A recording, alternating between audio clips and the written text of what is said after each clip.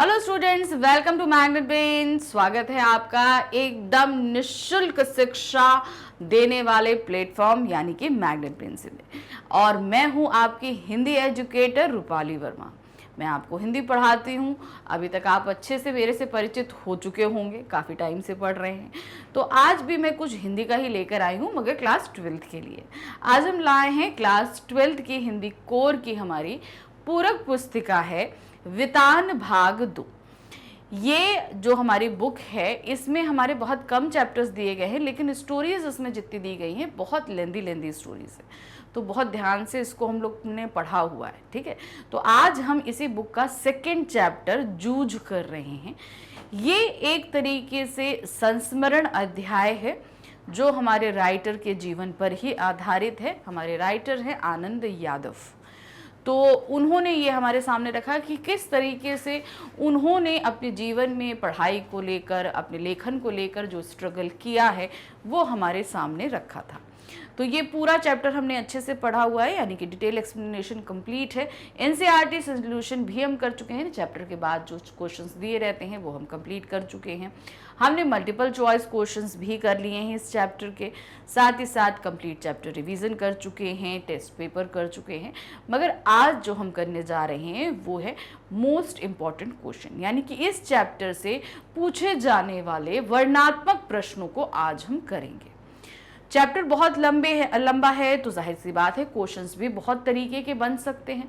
तो जब भी आपके सामने सब्जेक्टिव कोई भी क्वेश्चन पूछा जाए किसी भी चैप्टर से, तो सबसे पहला काम आपको जो करना है वो है चैप्टर को अच्छे से समझना। तो कोई भी चैप्टर अगर आप अच्छे से समझ लेते हो तो क्वेश्चन पूछे जाने पर आप कहीं पे भी बिल्कुल भी किसी भी परेशानी में नहीं आएंगे, है ना।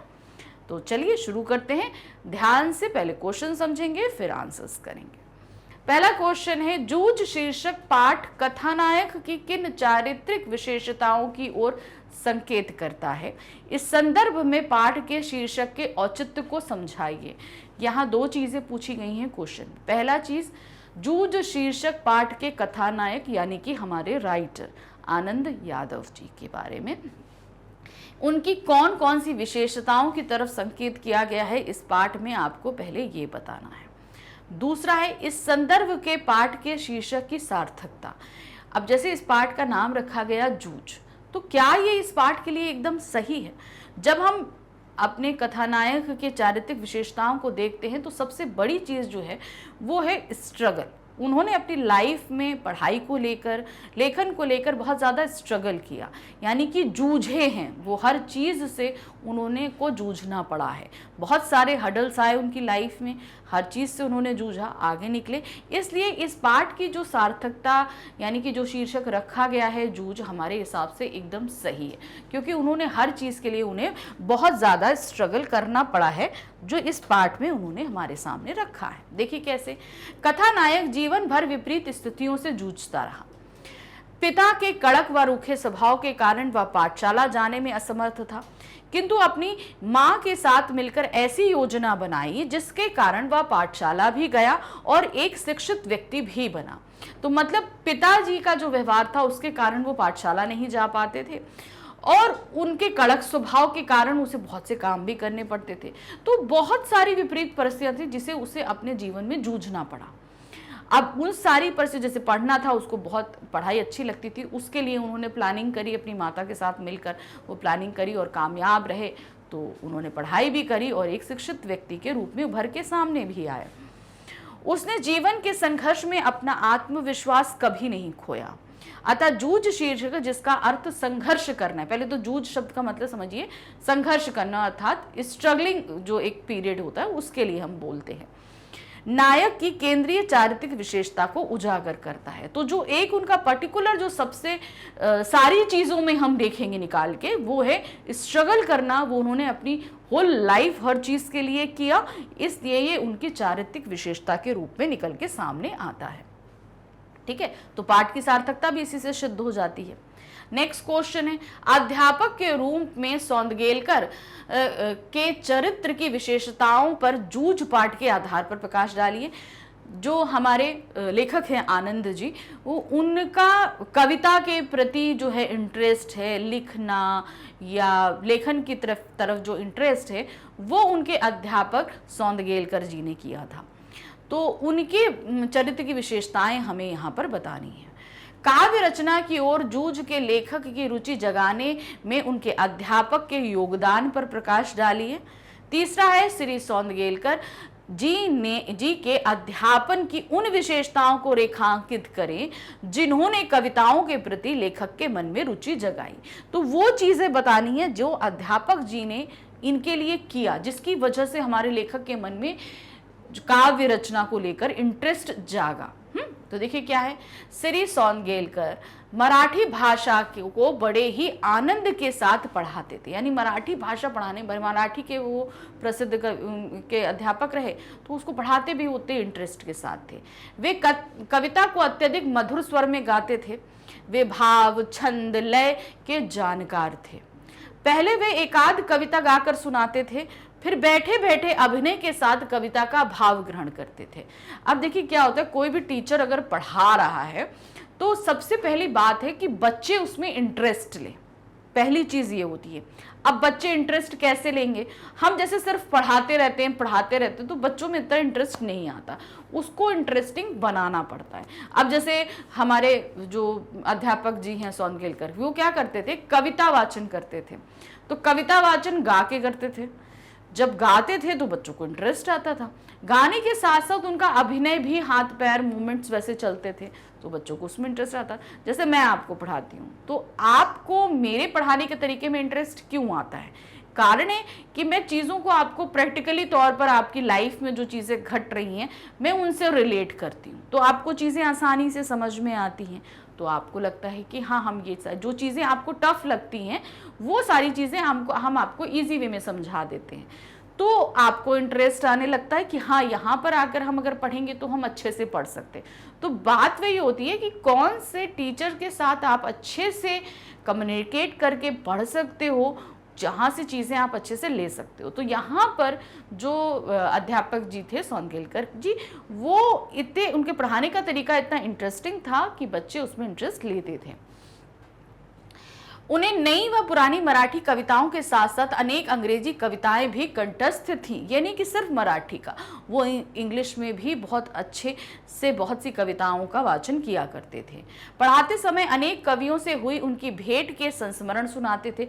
बहुत से कवियों से उनकी मुलाकात हुई थी तो वो भी सुनाया करते थे। जैसे बीच बीच में कहानियाँ सुनानी ज़रूरी हो जाती हैं तो ऐसी कहानियाँ सुनाते थे।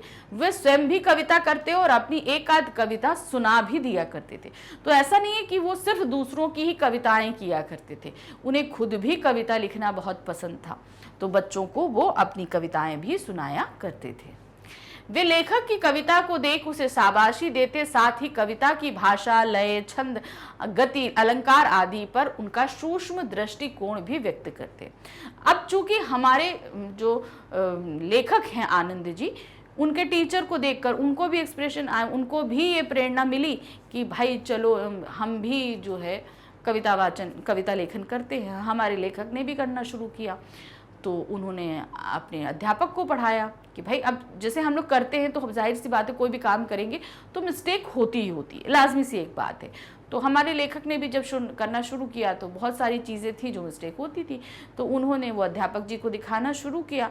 तो वो हर चीज़ पर उन्होंने, जैसे भाई हम कोई कविता वाचन करते हैं तो उसमें क्या लय, क्या अलंकार, क्या रस, कहाँ पर छंद, ये सारी चीज़ें होती हैं ना, बहुत मायने रखती हैं कविता में।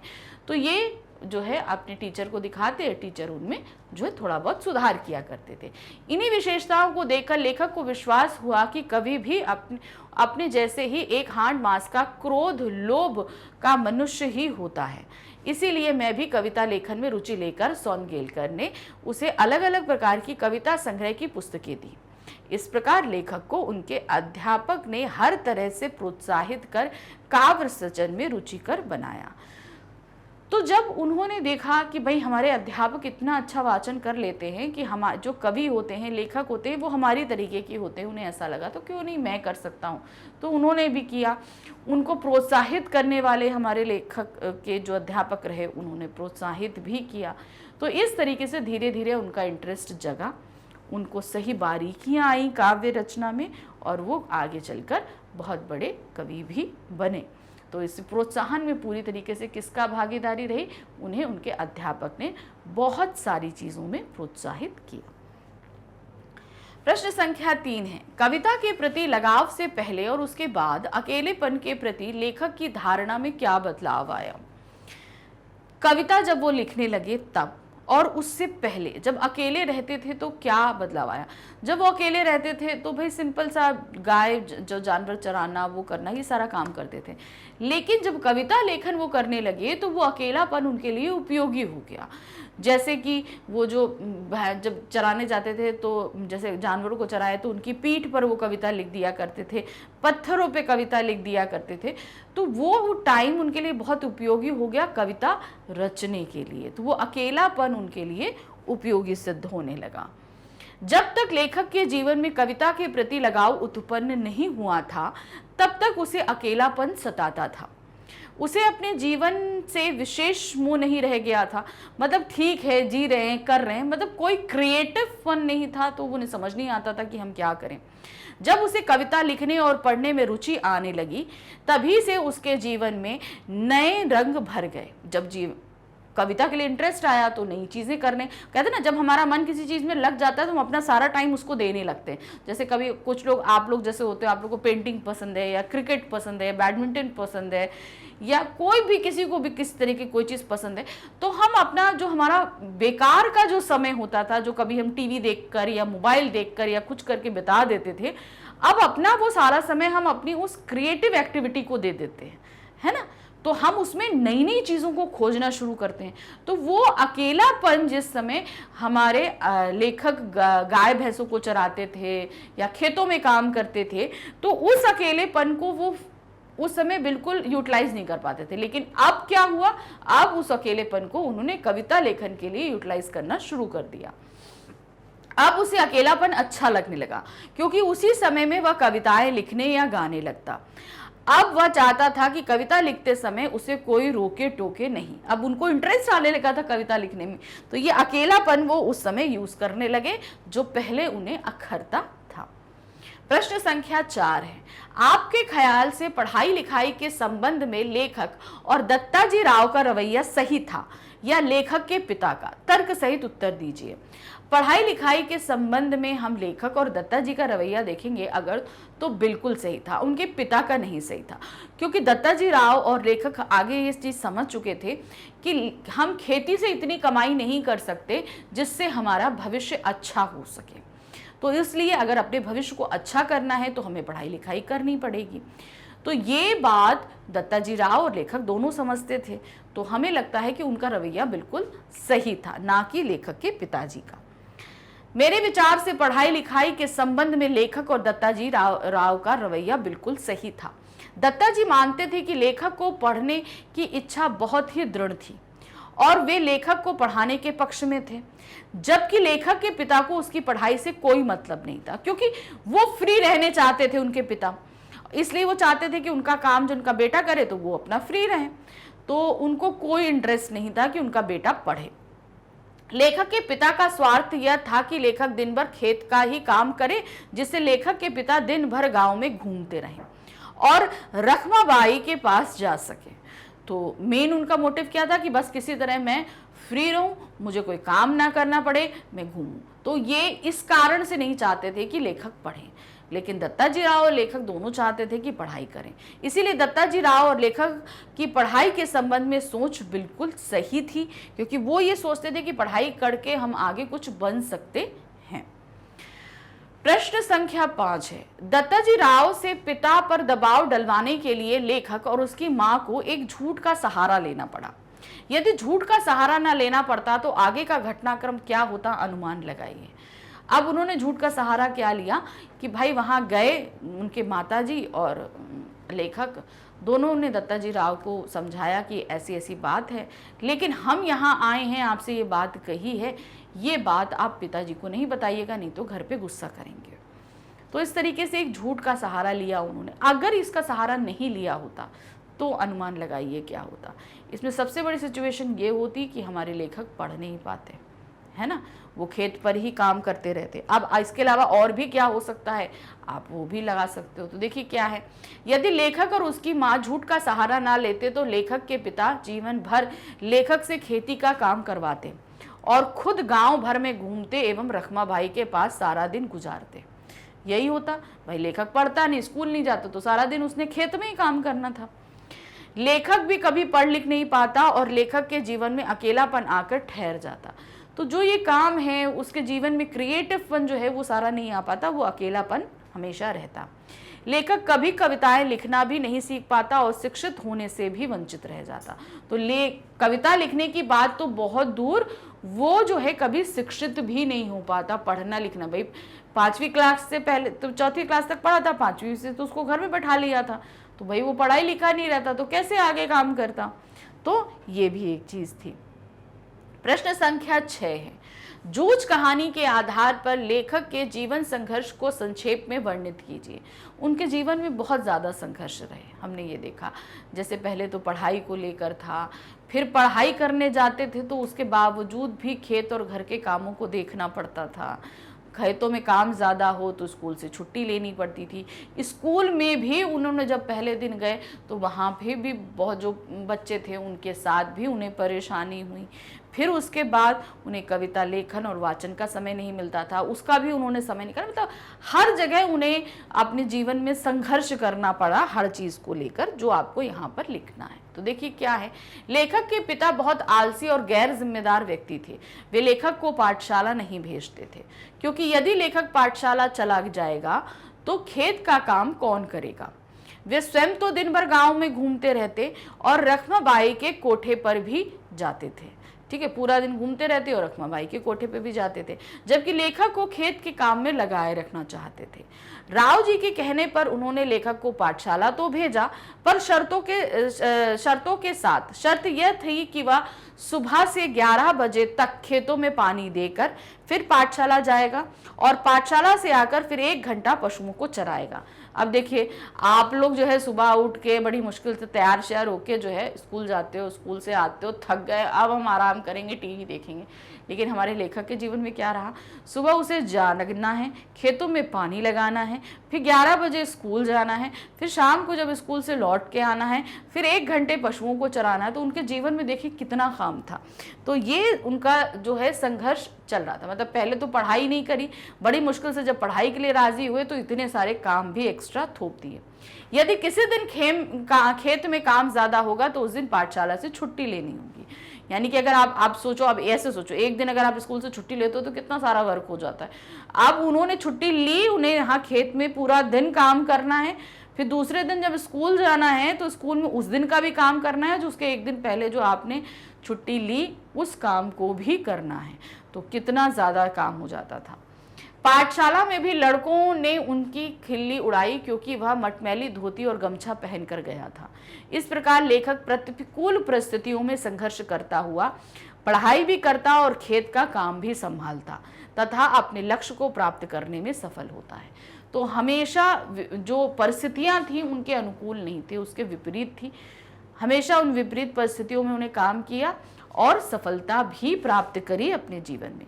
तो उनके जीवन से हमें सबसे बड़ी, अगर देखो इतना सारा उन्होंने स्ट्रगल किया, हमें उनसे जीवन में से प्रेरणा भी लेनी चाहिए। जीवन में बहुत सारी ऐसी परिस्थितियां होती है जो हमारे अनुकूल नहीं होती। हम कभी कभी हार के बैठ जाते हैं कि हम नहीं कर पाएंगे, नहीं हो पाएगा हमसे। तो हमेशा कोशिश करिए, विपरीत जितनी भी स्थितियां विपरीत हों, मगर हमें स्ट्रगल करना नहीं छोड़ना है। हमारा जो टारगेट है उसे हमें पाना ही पाना है। प्रश्न संख्या 7 है, जूझ कहानी के लेखक के जीवन संघर्ष के उन बिंदुओं पर प्रकाश डालिए जो हमारे लिए प्रेरणादायक है। जैसे मैंने अभी बताया, उनके जीवन में बहुत सारा स्ट्रगल रहा है और जहां उन्होंने वो स्ट्रगल किया है, इस कहानी के माध्यम से हमें प्रेरणा भी दी है कि हमें अपने जीवन में स्ट्रगल करने से कभी पीछे नहीं हटना चाहिए। तो वही जो पॉइंट्स है जहाँ से हम प्रेरणा ले सकते हैं, उन पॉइंट्स को हमें यहाँ बताना है। जूझ कहानी प्रतिकूल परिस्थितियों में संघर्ष करने की प्रेरक कथा है। इस कथन को साधारण समीक्षा कीजिए। तो वो सारे परिस्थितियाँ आपको बतानी हैं जो हमें प्रेरणा देती है। जूझ कहानी के लेखक का जीवन संघर्ष सभी के लिए एक आदर्श प्रेरणा स्रोत कहा जा सकता है। वह जटिल परिस्थितियों में भी शिक्षा प्राप्त करने के लिए कठिन प्रयास करता है। वह खेती का काम करने के साथ साथ पढ़ाई करता है। उसके जीवन में आर्थिक समस्या भी है और उसे पैसों की कमी भी है। तो जहां उसे पढ़ाई नहीं करने दिया जा रहा, बड़ा स्ट्रगल करके पढ़ाई कर रहा है, तो वहीं उसको फाइनेंशियल इशू भी है, पैसे भी उनके पास नहीं है। उसके सहपाठी उसके पहनावे को लेकर खिल्ली उड़ाते हैं, पैसे नहीं है तो पहनावा जैसा घर का है वैसी पहन के चला जाता है, इसलिए जो स्कूल के जो बच्चे हैं वो उसकी मजाक उड़ाते हैं। इन सब बाधाओं को यह अपनी दृढ़ इच्छा शक्ति के दम पर पार कर लेता है। मतलब अब ये नहीं है कि हम कोई मजाक उड़ा रहा है तो उस जगह नहीं जाएं, उसको गया, लेकिन उसने अपने आप को इतना दृढ़ कर रखा है, अपने आप को फोकस्ड कर रखा है कि ये सारी चीज़ें उनके ऊपर कोई दबाव नहीं डालती। कविता लिखने का शौक अंततः उसके लिए बहुत बड़ा लक्ष्य बन जाता है, जिसे वह सफलतापूर्वक हासिल करता है। वस्तुतः कहानी के लेखक में समस्याओं से जूझने की प्रवृत्ति है। इसी जूझने की प्रवृत्ति के कारण वह अपने जीवन लक्ष्यों को एक के बाद एक प्राप्त करता जाता है। वह अपने आलसी एवं आवारा किस्म के पिता को भी संतुष्ट रखते हुए अपनी आगे की पढ़ाई करता है। तो घर की परिस्थितियां हों या स्कूल की परिस्थितियां हों, उन सभी से संघर्ष करते हुए बहुत आसानी से वो काम करता जाता है, क्योंकि वो संघर्षशील व्यक्ति है, दृढ़ निश्चयी व्यक्ति है। इन्हीं सब चीज़ों से हमें प्रेरणा लेनी चाहिए। विपरीत परिस्थितियों से जूझने की क्षमता के अतिरिक्त कहानी के लेखक ने कठिन परिश्रम एवं दृढ़ संकल्प संबंधी चारित्रिक विशेषताएं भी मौजूद है। यानी कि जहां उसके अंदर संघर्ष करने की शक्ति है, वहीं वो दृढ़ निश्चयी है और साथ ही साथ कठिन परिश्रम वाला व्यक्ति भी है। वह पढ़ने के लिए किसी भी स्तर तक परिश्रम करने को सहर्ष तैयार है। यानी कि पढ़ना उनके लिए इतना बड़ी बात है कि उसके लिए उन्हें कितना भी स्ट्रगल करना पड़े वो करने को तैयार है। वह अपनी धुन में रमने की प्रवृत्ति यानी लगनशीलता के कारण ही उच्च स्तर का कवि बन सका है। इस तरह कहा जा सकता है कि जूझ कहानी के लेखक का जीवन संघर्ष हमारे लिए अत्यधिक प्रेरणादायक है। तो उनका जो जीवन है वो हमें बहुत अधिक प्रेरणा प्रदान करता है। प्रश्न संख्या 8 है, जूझ कहानी आधुनिक किशोर किशोरियों को किन जीवन मूल्यों की प्रेरणा दे सकती है? उदाहरण स्पष्ट कीजिए। अब ये कहानी जो है आजकल के समय के जो यंगस्टर्स हैं, यानी कि युवक हों या युवतियां हों, उनको किस तरह की वो प्रेरणा दे सकता है, आपको पाठ के नाम पे बताना है। जूझ का कथानायक किशोर छात्रों के लिए एक आदर्श प्रेरणा स्रोत है। कहानी के आधार पर टिप्पणी कीजिए। मतलब आज की जनरेशन उनसे बहुत ज़्यादा प्रेरणा ले सकती है कि कैसे कैसे हमें अपने जीवन को बिताना चाहिए। ये सारी ऐसे बहुत सारी चीज़ों के लिए बारे में ले सकता है, ये हमें बताना है। जूझ का कथानायक किशोर छात्रों के लिए एक आदर्श प्रेरणा स्रोत कहा जा सकता है। कथानायक आनंदा अत्यंत समझदार एवं होशियार विद्यार्थी था। वह कभी भी कक्षा में अनुत्तीर्ण नहीं हुआ, यानी कि वो कभी भी फेल नहीं हुए। किंतु उनके पिता ने खेतों में काम ना करने व दिन भर रखमाबाई के यहाँ बैठने की अपनी दिनचर्या के कारण उसे स्कूल जाने से मना कर दिया। अब देखिए क्या है, आपके पेरेंट्स क्या बोलते, बेटा पढ़ो पढ़ो पढ़ो, आप लोग अच्छे से मन लगा के पढ़ते नहीं हो। लेकिन इसके विपरीत हमारे लेखक के साथ क्या था, उनके पिताजी कहते थे तुम स्कूल नहीं जाओ, तुम घर में यहाँ बैठो और खेतों का काम करो, मैं घूमने जाता हूँ। तो यहाँ पर देखिए विपरीत है, हुआ ना। तो यहाँ पर उनके साथ विपरीत परिस्थितियाँ थी, लेकिन तब भी उन्होंने पढ़ाई जारी रखी थी। ऐसी जटिल परिस्थितियों में भी वह शिक्षा प्राप्ति के लिए प्रयास करता है। वह दत्ताजी राव देसाई से अनुरोध करते हुए अपने पिता को उसे स्कूल भेजने के विषय में समझाने के लिए कहकर किसी तरह पढ़ने की अनुमति लेता है तथा पढ़ाई के साथ वह खेती का काम भी करता है। तो पहले को पिताजी को समझाने का, उनको राजी करने का काम जो है वो बड़ी जुगत से करता है कि किस तरीके से माँ को बनाता है, माँ के साथ दत्ताजी के राव के पास जाता है और वो पिताजी के पढ़ाई के लिए पिताजी को तैयार करता है। अब वो तैयार करने के बाद जब पिताजी ने भेजा उनको स्कूल, तो उसके लिए भी 50 शर्तें रख दी कि भैया ये सारी शर्तें, पहले तुम्हें खेतों में पानी देना है, स्कूल जाना है, लौट के आके पशुओं को चराना है, खेतों में काम ज़्यादा होगा तो छुट्टी लेनी है। ऐसे बहुत तरह के जो हैं उन्होंने शर्त रख के उसे स्कूल भेजा। लेकिन तब भी जो है वो इतनी सारी चीज़ें, इतना सारा संघर्ष के बाद भी वो आज जो है अपनी पढ़ाई जारी रखता है। उसके पास धन का नितांत अभाव है, भाई उनके पास पैसे नहीं थे। उसके सहपाठी भी उसके पहनावे को लेकर उसकी खिल्ली उड़ाते हैं, जो वो पहन के जाता है धोती और गमछा, तो उसके जो जितने भी स्कूल के साथ में जो उसके जितने भी साथ में सहपाठी थे वो सभी उसका मजाक भी उड़ाते हैं। फिर भी वह शिक्षा प्राप्त करने में सफल होता है। ठीक है, तुम जो उड़ाना है उड़ाओ मजाक, हम तो अपना काम करेंगे, और वो अपना पढ़ाई करते हैं। इसी प्रकार किशोर किशोरियों को भी अपने लक्ष्य को प्राप्त करने के लिए मान सम्मान की चिंता किए बगैर कठोर परिश्रम करना चाहिए। उनके चरित्र के समस्त किशोर विद्यार्थियों को शिक्षा ग्रहण करने के लिए प्रेरणा लेनी चाहिए। तो आजकल के बच्चे जो है ना, वो ज़रा सा अगर किसी ने कुछ कह दिया, अरे उसने ऐसा कह दिया, उसे एकदम बना लेते हैं अपनी प्रेस्टीज इशू। तो ये चीज़ हमें लेना चाहिए कि ठीक है, कोई कुछ कहता है, क्या कहता है, उससे कोई मतलब नहीं, हमें उसके हिसाब से काम करना है कि मतलब हम पढ़ाई करेंगे।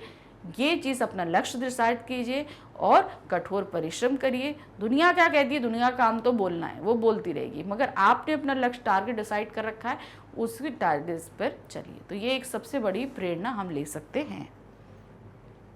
प्रश्न संख्या 9 है, जूझ कहानी के शीर्षक की सार्थकता सिद्ध कीजिए। दूसरा है, जूझ कहानी के शीर्षक का औचित्य सिद्ध कीजिए। इस कहानी का जो टाइटल यानी कि शीर्षक जो दिया गया है वो है जूझ। अब आपको बताना है कि ये जो कहानी का शीर्षक दिया गया है जूझ, क्या ये एकदम सही है कहानी के हिसाब से? आपको पहले तो ये सिद्ध करना है। अब देखिए, इसको आप कैसे सिद्ध करोगे?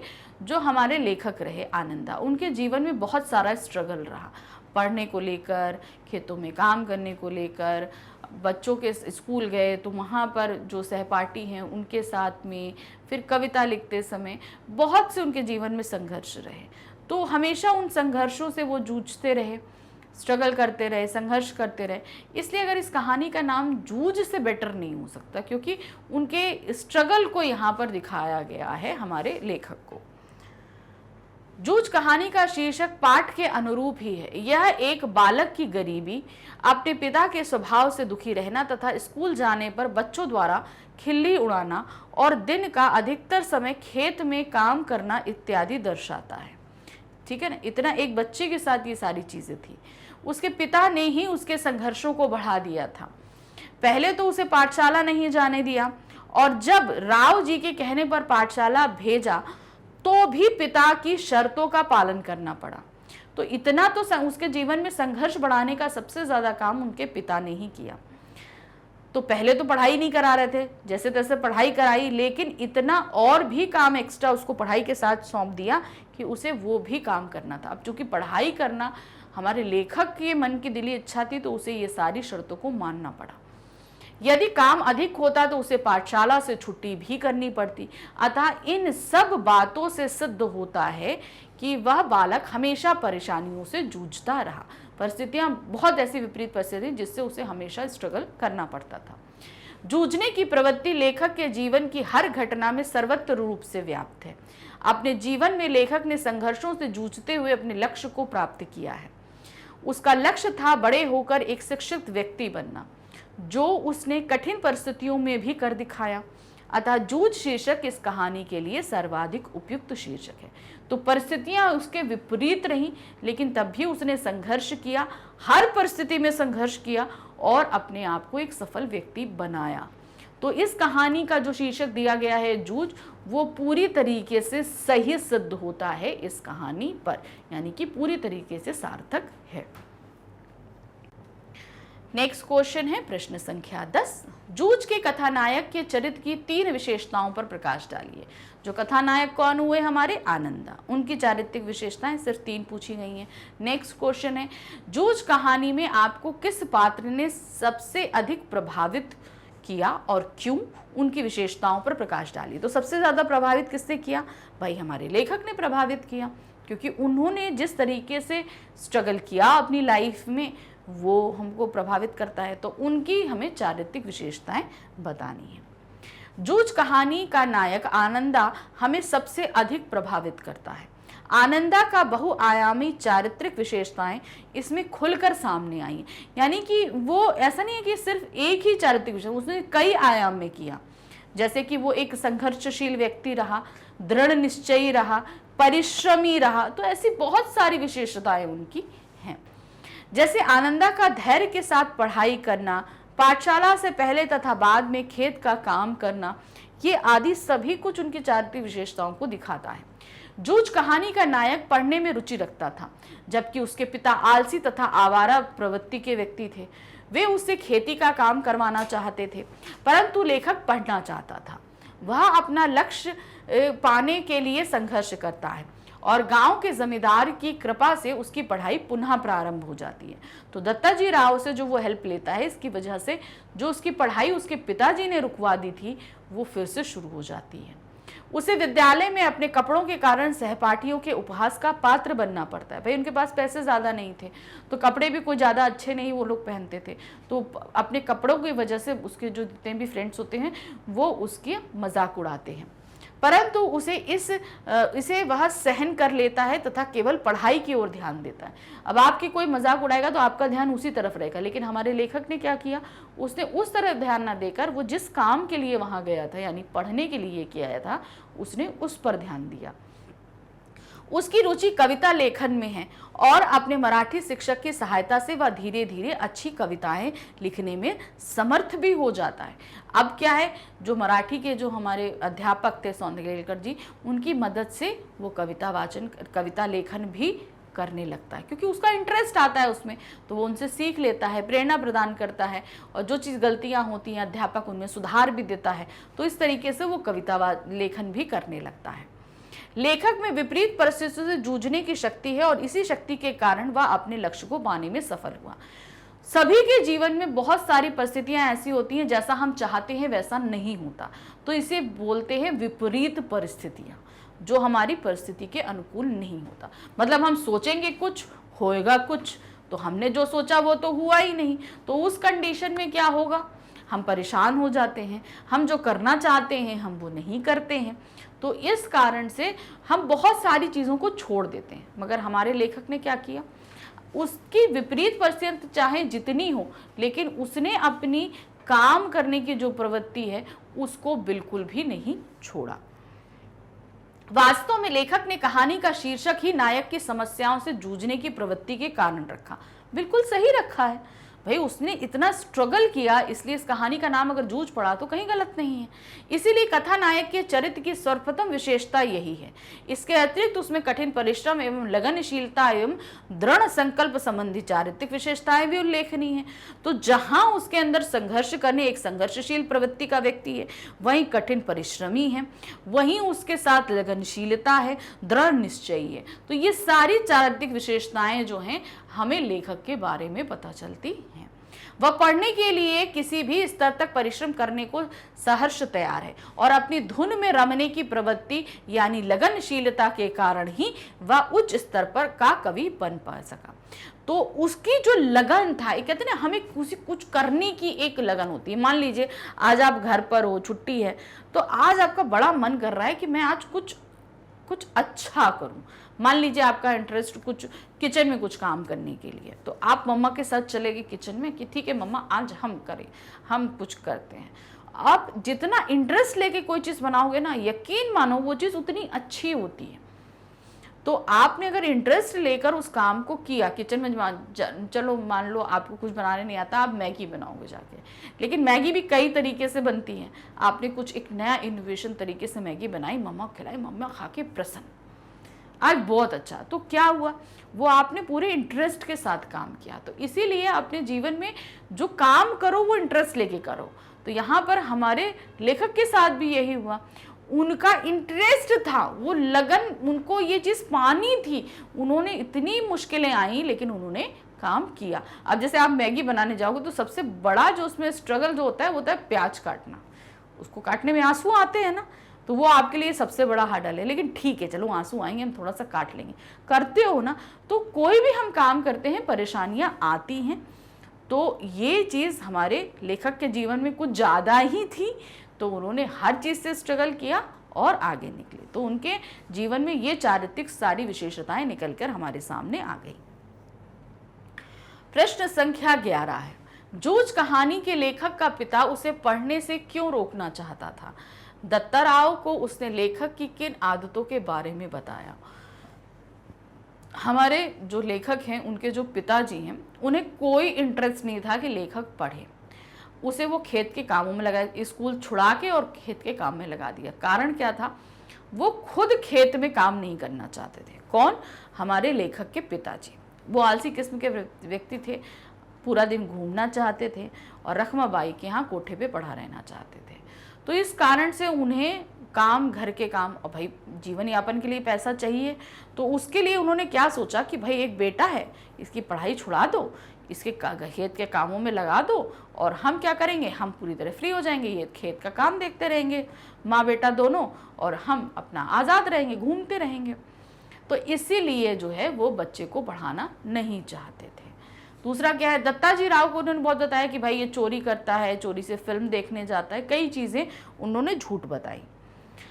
जूझ कहानी के लेखक का पिता उसे पढ़ने से इसलिए रोकना चाहता था ताकि लेखक अपना सारा समय खेती के कार्यों में लगा सके। वास्तव में लेखक का पिता खेती के कार्यों में स्वयं को अलग रखना चाहता था, जिससे वह अपनी आवारा जीवन शैली को आगे भी जारी रख सके।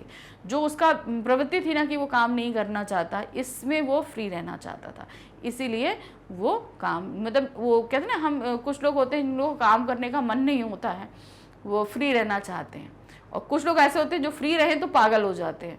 तो यहाँ पर जो हमारे लेखक थे, के पिता थे, वो पहली प्रवृत्ति के व्यक्ति थे। वो कुछ करना नहीं चाहते, बस इधर से उधर घूमना, इधर से उधर बातें करना, ये उनको अच्छा लगता था, जिससे वो अपनी आवारा जीवन शैली को आगे जारी रख सके। लेखक का पिता एक आवारा किस्म का व्यक्ति था जो रखमाबाई के कोठे पर भी जाता था। यदि वह खेती के कार्यों में अपना समय देने लगता तो उसकी सारी अय्याशी समाप्त हो जाती। बात सही है, अगर खेती के काम करता तो इन सबको करने के लिए उसके पास समय ही नहीं रहता। वह अपनी अय्याशी पूर्ण जीवन शैली को बनाए रखने के लिए अपने बेटे को स्कूल की जगह खेतों में भेज देता है। स्कूल छुड़ाता है और खेतों में काम पे लगा देता है ताकि खेती का सारा काम पूरा हो सके। लेखक को स्कूल नहीं भेजने के अपने निर्णय के बारे में उसने तर्क भी दिए। जब दत्ताजी राव ने बोला कि भाई बेटे को भेजो, तो उसने तर्क क्या दिए कि मैं क्यों नहीं भेजता दिया। तो उसने तर्क दिया कि लेखक को स्कूल में गलत आदतें पड़ गई थी, मतलब स्कूल जाता था तो वहाँ गलत आदतें पड़ गई थी। लेखक कभी कंडे बेचता, कभी चारा बेचता, सिनेमा देखता तो कभी खेलने में लग जाता, मतलब ये सारे काम करता था। तो इसलिए स्कूल से हमने नाम कटा के उसे खेत पर काम करने के लिए बोल दिया। घर दिन खेती के काम में उसका ध्यान नहीं लगता था। हालांकि लेखक के पिता द्वारा लेखक की आदतों के बारे में सभी बातें सही नहीं बताई गई थी। तो ये सारी चीज़ें बताई गई ना कि भाई ये बेचता, वो बेचता, सिनेमा देखने जाता, तो जो बातें बताई गई थी वो सही नहीं थी। वो तर्क दत्ताजी राव के सामने यही देता है कि इस कारण से जो है मैंने बेटे की पढ़ाई को छुड़ाया था। प्रश्न संख्या 12 है, लेखक की माँ उसके पिता की आदतों से वाकिफ थी। क्या थी? उसकी आदतों से वाकिफ थी, लेखक की जो माँ थी। इसके बावजूद लेखक की माँ ने लेखक का साथ किस प्रकार दिया? अब लेखक की माँ जो उसके पिता की आदतों से, मतलब पूरी तरीके से फ्री होकर घूमना, इस आदत से वाकिफ थी। वो रखमाबाई के यहाँ जाता है, ये भी उसको पता था, सब कुछ था। तो वो जानती थी कि उसके पिता जो कर रहे हैं लेखक के, वो गलत है। तो अगर उनका बेटा पढ़ना चाहता है तो वो एकदम सही है, क्योंकि वो अपना भविष्य बनाना चाहता है। भाई बहुत से बच्चे होते हैं कि अपने पिता को देखकर वैसा ही बनना चाहते हैं, लेकिन यहाँ पर लेखक अपने पिता जैसा नहीं बन रहा था। वो एक अच्छा इंसान बनना चाहता था, कामयाब इंसान बनना चाहता था, इसलिए वो पढ़ना चाहता था। तो उसकी जो मांग थी वो अपनी जगह बिल्कुल सही थी, इसीलिए उसकी माँ ने उसका साथ दिया। और जो गाँव के जमींदार हैं दत्ताजी राव, जो उनसे हेल्प ली अपने बेटे को पढ़ाने के लिए। लेखक की मां अपने पिता के व्यवहार उसके अपने पति के व्यवहार से भली भांति परिचित थी। वह जानती थी कि उसके पति को लेखक का पढ़ना बिल्कुल अच्छा नहीं लगता। पढ़ाई की बात से ही वह खतरनाक जानवर की तरह घुर्राने लगता है। उसके लिए लेखक की मां अपने पति को बरहेला सुअर कहती थी। मतलब बरहेला सुअर मतलब ऐसा होता है जो जंगली सुअर होता है ना, किसी बिना किसी बात के जो है वो व्यक्ति के ऊपर चढ़ जाता है, वैसा। उसके व्यवहार को जानने के पश्चात भी वह लेखक का साथ देने का निर्णय करती है कि मतलब अगर हम पढ़ाई की बात करेंगे तो वो एकदम जैसे पागल जानवर होता है ना, वैसे चिल्लाने लगेगा। लेकिन ये सब व्यवहार जानते हुए वो ये जानती है कि मेरा बेटा जो कर रहा है वो सही है, वो अपने बेटे का साथ देने का निश्चय करती है। लेखक की मां लेखक के साथ दत्ता जी के पास जाकर अपने पति के विषय में सब कुछ बताते हुए कहती है कि वह सारा दिन रखमाबाई के कोठे पर बिताता है। वो सारी बात बताती है किस तरह बच्चा मेरा पढ़ता था, उसको छुड़ा के खेती के कामों में लगा दिया और खुद जो है पूरा दिन आवाराओं की तरह घूमा करता है और रखमाबाई के कोठे पर रहता है। ये सारी बात उसकी माँ ने दत्ता जी राव को बताई। वह खेती के काम और घर गृहस्थी के काम में किसी प्रकार की मदद नहीं करता और पूरा दिन गांव में घूमता फिरता रहता है। वह लेखक को इसलिए नहीं पढ़ाना नहीं चाहता क्योंकि यदि लेखक पाठशाला जाने लगेगा तो उसे स्वयं भी खेती का काम करना पड़ेगा। तो वो क्यों नहीं भेजना चाहता? सबसे बड़ा काम क्या था कि वो काम नहीं करना चाहता था उसका पिता, कि अगर लेखक स्कूल गए तो फिर उसे काम करना पड़ेगा, इसलिए वो बच्चे को स्कूल नहीं भेजता है। लेखक की मां ने इन सभी बातों पर दत्ता जी को विश्वास दिला दिया। बाद में दत्ता के कहने पर लेखक के पिता ने लेखक को पढ़ने की अनुमति दी। तो इस तरीके से मां ने उनकी जो है पढ़ने में मदद करी, साथ दिया, दत्ता जी राव को समझाया। फिर दत्ता जी राव ने प्रेशर दिया उनके पिता पर और पिता ने फिर स्कूल जाने दिया। प्रश्न संख्या 13 है, जूझ के कथानायक का मन पाठशाला जाने के लिए क्यों तड़पता था? उसे खेती का काम अच्छा क्यों नहीं लगता था? तर्कपूर्ण उत्तर दीजिए। सबसे बड़ा कारण ये था कि पढ़ना उनको अच्छा लगता था और वो जानते थे कि इससे हम अपना भविष्य बना सकते हैं। खेती में ज़्यादा पैसा नहीं है, भविष्य नहीं है, इस बात से वो अच्छी तरह जानते थे। तो पढ़ा लिख कर ही हम कुछ अच्छा कर सकते हैं, इसी कारण से उनका मन जो है वो तड़पता था स्कूल जाने के लिए। जूझ कहानी का कथानायक आनंदा पढ़ना चाहता था। उसे खेती का काम अच्छा नहीं लगता था। वस्तुतः खेती द्वारा अत्यंत कठिनाई से जीवन यापन होता है, यानी कि खेती में आपको परिश्रम बहुत करना पड़ता है मगर अर्निंग उतनी नहीं होती है। तो यानी कि जो जीवन कटेगा वो बड़ी मुश्किल से कटेगा, जबकि खेती के कार्य में परिश्रम भी बहुत अधिक करना पड़ता है। कथानायक का पिता आलसी और कामचोर व्यक्ति था तथा वह स्वयं खेत में कार्य नहीं करता था। वह अपने पुत्र से ही खेती का कार्य करवाना चाहता था, कि मतलब खुद काम नहीं करें और बच्चे से ही सारा काम करवाएं। आनंदा को विश्वास था कि उम्र भर खेती का काम करने पर भी उसके हाथ कुछ नहीं लगेगा। खेती का जो महत्ता बाबा यानी दादा के समय थी वही अब नहीं थी। यानी कि आप पीछे जाओ, पहले जो है ना खेती को बहुत इंपॉर्टेंस दी जाती थी और उससे अर्निंग भी होती थी।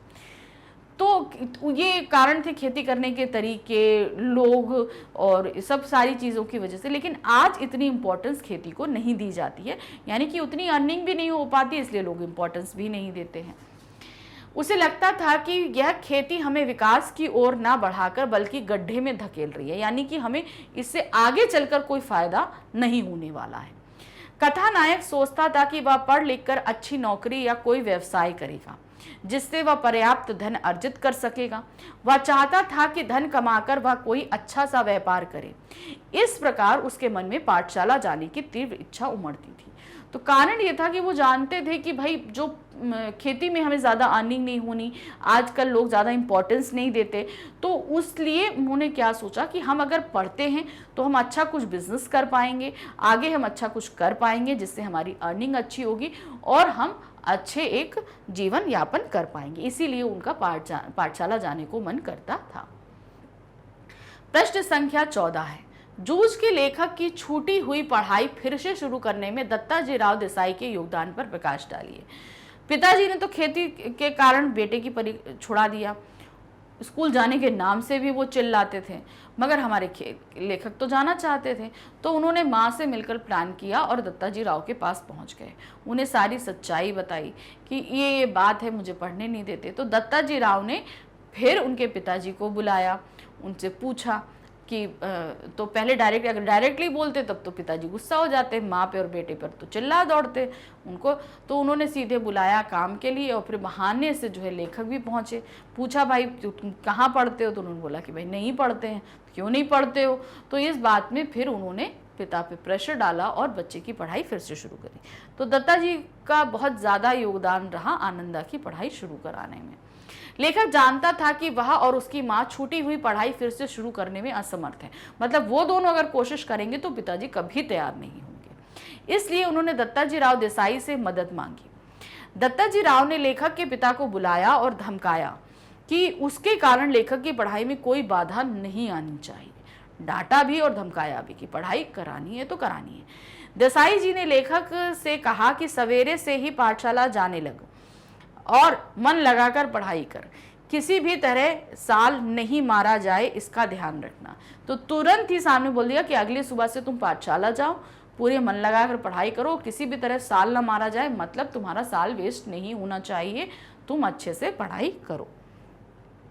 यदि तेरा दादा तुझे पढ़ने ना भेजे तो सीधे मेरे पास चले आना। यानी कि अगर तुम्हारे दादा मतलब पिताजी, अगर पिताजी तुम्हें स्कूल नहीं भेजते हैं तो तुरंत मेरे पास आना, ठीक है, मैं इसको सही करूंगा, मैं तुझे पढ़ाऊंगा। आनंदा के पिता ने उसके सिनेमा जाने की बात सुनकर वह कहते हैं कि अरे बच्चे तो जाते हैं। यानी कि जब उसके पिताजी तर्क देते हैं कि बच्चा जो है वो सिनेमा देखने गया, तो उन्होंने तर्क क्या दिया कि भी बच्चे तो जाएंगे सिनेमा देखने और कौन जाएगा, ये तर्क दिया उन्होंने। एक आध वक्त सिनेमा चला गया या खेलने चला गया तो क्या हुआ, भाई बच्चा ही तो खेलता है, हर बच्चा तो काम नहीं करता है ना, बच्चे का काम उसका क्या है, वही सिनेमा देखना, खेलना, साथ में पढ़ाई भी कर रहा है, सब काम कर रहा है।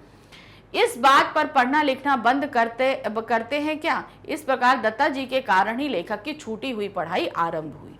भाई बच्चा खेलने जा रहा है, सिनेमा देखने जा रहा है, इससे उसकी पढ़ाई छुड़ा दो, घर पे बैठा दो, ये तो कोई कारण नहीं होता है ना। तो बच्चे ये काम करते हैं, ठीक है, कभी कदार करते हैं, कोई गलत नहीं है, लेकिन पढ़ाई नहीं छुड़ानी है, उसको स्कूल भेजना है। तो इस तरीके से पिता को समझाकर धमकाकर जो है आनंदा की पढ़ाई दोबारा शुरू हुई। प्रश्न संख्या 15 है, लेखक के पिता ने किन किन शर्तों के आधार पर लेखक को पढ़ने की आज्ञा दी? अब वो शर्तें बतानी है। शर्त क्या थी? सुबह से लेकर 11 बजे तक खेतों में पानी देना है, फिर पाठशाला जाना है, पाठशाला से लौट कर आना है, 1 घंटे जानवरों को चराने के लिए लेकर जाना है, और जब कभी भी खेत पर काम ज़्यादा रहेगा तो स्कूल से छुट्टी भी लेनी है।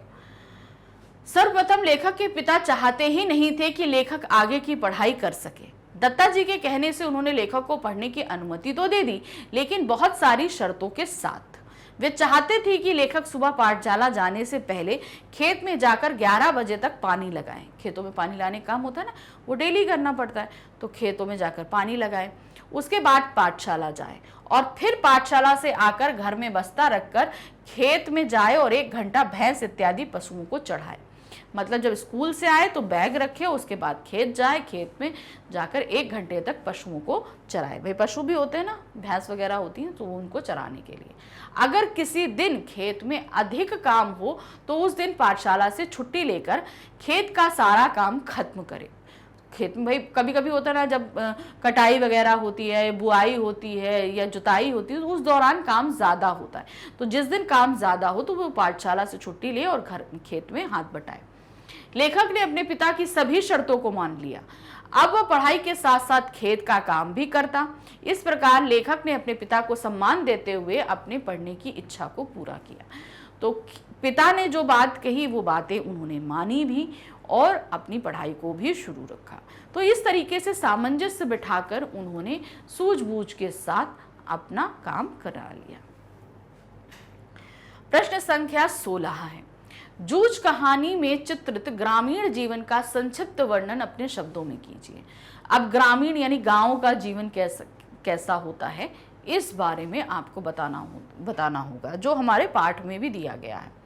जूझ कहानी एक ग्रामीण क्षेत्र की कहानी, ग्रामीण मतलब गांव की है, जहाँ खेत है, गोबर है, पशु है, सभी कुछ है ना, तो वो सारी चीज़ें, जिसमें लेखक ने ग्रामीण परिवेश की संपूर्ण घटनाएं, वहाँ के लोगों का आचार विचार, रहन सहन, भाषा, उनकी मान्यताओं, शिक्षा के प्रति उनकी विचारधारा इत्यादि को लोक भाषा के शब्दों का प्रयोग करते हुए अत्यंत रोचकता के साथ प्रस्तुत किया है।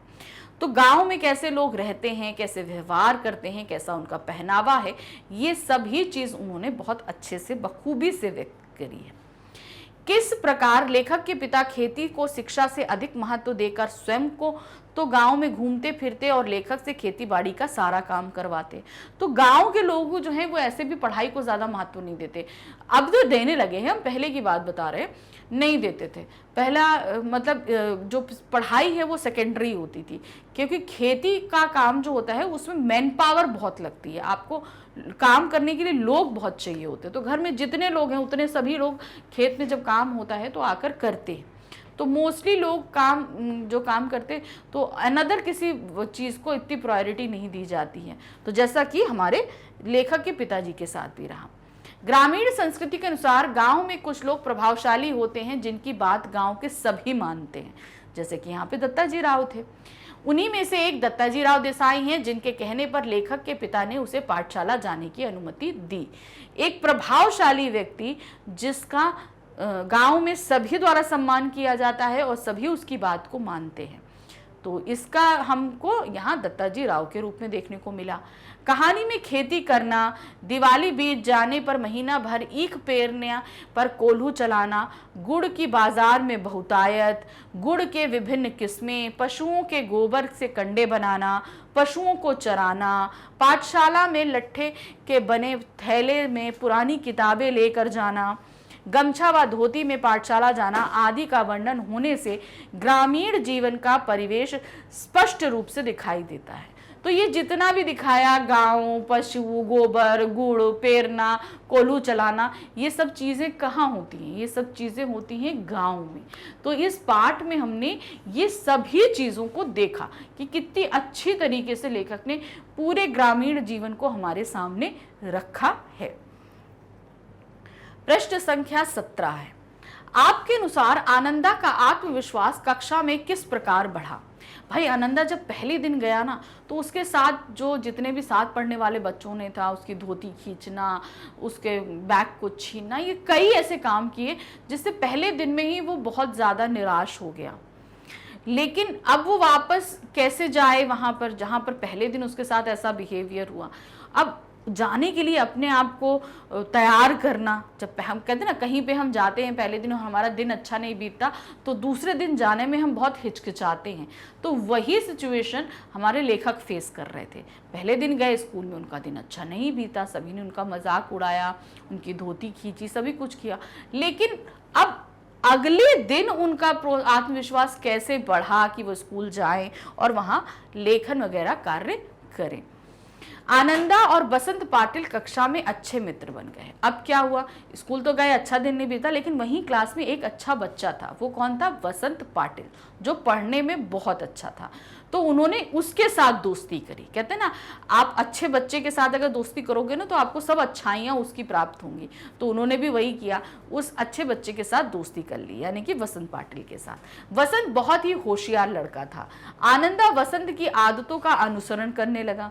अब उन्होंने देखा कि वो पढ़ाई में अच्छा है, तो मैं उसी के जैसे बनूंगा, तो उसकी आदतों को वो अपनाने लगे, जिसके कारण आनंदा भी मेहनती और होशियार बन गया। अध्यापक भी अब आनंदा को कक्षा में शाबाशी देने लगे। तो अब आनंदा जब काम करता तो अध्यापक भी उसको शाबाशी देते, क्योंकि वो खुद अच्छा पढ़ने में हो गया। सारे काम टाइम से करना, पढ़ना हो, लिखना हो, याद करना हो, सभी कुछ टाइम से और अच्छे अच्छे करने लगा था। और बात बात पर उसकी पीठ भी थपथपाते थे। शाबाशी देने का मतलब थपथपाना होता ना, हाँ भाई ये बच्चा बुलाया कि हाँ आनंदा यहाँ आओ, उसका थपथपाना। इन्होंने मैथ्स में इतने अच्छे नंबर आए, इंग्लिश में इतने अच्छे नंबर, सारे क्वेश्चंस के आंसर इतने अच्छे लिखे। वो अप्रिसिएशन जो है वो उन्हें टीचर्स से मिलने लगा था। अध्यापक आनंदा के साथ अपनेपन का व्यवहार करने लगे। जब कोई बच्चा क्लास में बहुत अच्छा करता है तो टीचर्स उसे अप्रिशिएट करते हैं और उसकी कोई भी परेशानी हो उसको हल करने में भी पीछे नहीं रहते।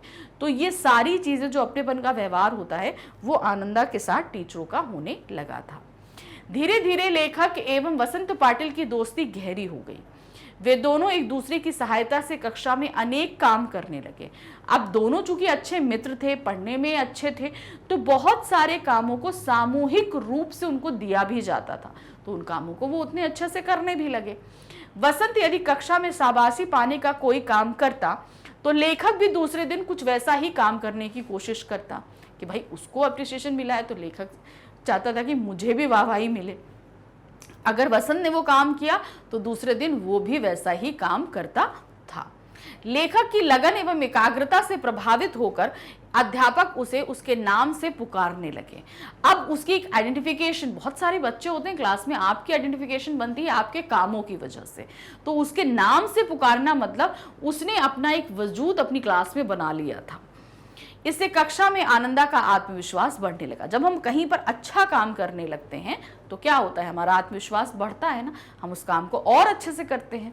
जैसे मान लीजिए अगर आपके मैथ्स में नंबर अच्छे आते हैं तो और अच्छे अगर आने लगे तो और टीचर्स आपकी वाहवाही करने लगे, अरे भाई इतना टफ क्वेश्चन था, तुमने इतने अच्छे से कर दिया, तो टीचर्स जब आपको अप्रिशिएट करने लगते हैं, आपको आपकी अपनी एक पहचान क्लास में बन जाती है, तो आपका कॉन्फिडेंस भी बढ़ने लगता है। तो यही हमारे लेखक आनंदा के साथ भी हुआ। प्रश्न संख्या 18 है, जूझ पाठ के पात्र दत्ताजी राव देसाई ने लेखक के जीवन को कैसे प्रभावित किया? उदाहरण सहित उत्तर दीजिए। उन्होंने किस तरीके से प्रभावित किया? अब उन्होंने प्रभावित करने का सबसे महत्वपूर्ण काम किया, हमारे लेखक की जो पढ़ाई छूट गई थी उस पढ़ाई को शुरू कराने में सबसे महत्वपूर्ण कार्य उन्हीं का रहा। दत्ताजी राव देसाई गांव के एक प्रभावशाली व्यक्ति थे। वे जानते थे कि वर्तमान युग में पढ़ाई कितना अधिक महत्व रखती है। अब जो प्रेजेंट समय आ रहा है उसमें पढ़ाई बहुत महत्व रखती है। लेखक जानता था कि वह और उसकी माँ छूटी हुई पढ़ाई फिर से शुरू नहीं कर सकते। मतलब जैसे ही पिताजी से बात करेंगे पिताजी गुस्सा करने लगेंगे, वो ये चीज़ से अच्छी तरह वाकिफ था। इसीलिए उसने दत्ताजी राव देसाई की सहायता मांगी, क्योंकि वो प्रभावशाली व्यक्ति थे और उनकी बात गाँव के सभी लोग मानते थे और उन्हें पता था कि अगर हम इनसे हेल्प मांगेंगे तो पिताजी इनकी बात को मना नहीं करेंगे।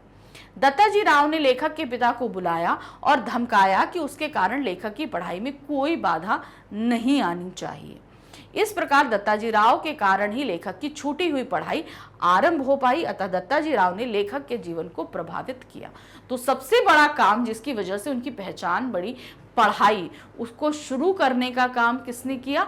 दत्ताजी राव ने, क्योंकि पिताजी तो पढ़ाई कराना ही नहीं चाहते थे। तो यहाँ किसकी हेल्प मिली? वो मिली दत्ताजी राव की हेल्प मिली। इसलिए उनके जीवन पे बहुत ज़्यादा प्रभाव पड़ा दत्ताजी राव का। नेक्स्ट क्वेश्चन है क्वेश्चन नंबर 19, जूझ उपन्यास में लेखक ने क्या संदेश दिया है? क्या लेखक अपने उद्देश्य में सफल रहा? अब उन्होंने हमें अपने जीवन में संघर्ष करने, किसी भी विपरीत परिस्थितियों में हार ना मानने, इन सारी चीज़ों का संदेश दिया है। तो क्या वो सफल रहे इसको? तो मुझे तो लगता है कि पूरी तरीके से सफल रहे उस चीज़ के लिए। तो देखिए क्या है, इस उपन्यास के माध्यम से लेखक ने यही संदेश देना चाहा है कि व्यक्ति को संघर्षों से जूझते रहना चाहिए। हमारे जीवन में बहुत सारे हडल्स आते हैं, जैसे हम लोग रेस करते हैं, रेस में बहुत सारी बाधाएं रखी जाती हैं, उनको पास करके हम लोग जो है रेस को जीतना होता है। उसी तरीके से हमारे जीवन में भी इस तरीके के बहुत सारे हडल्स रहते हैं। तो हमें कभी भी उनसे हार कर, यानी कि उन मुश्किलों से हार कर बैठना नहीं है, हमें हमेशा संघर्ष करते रहना है।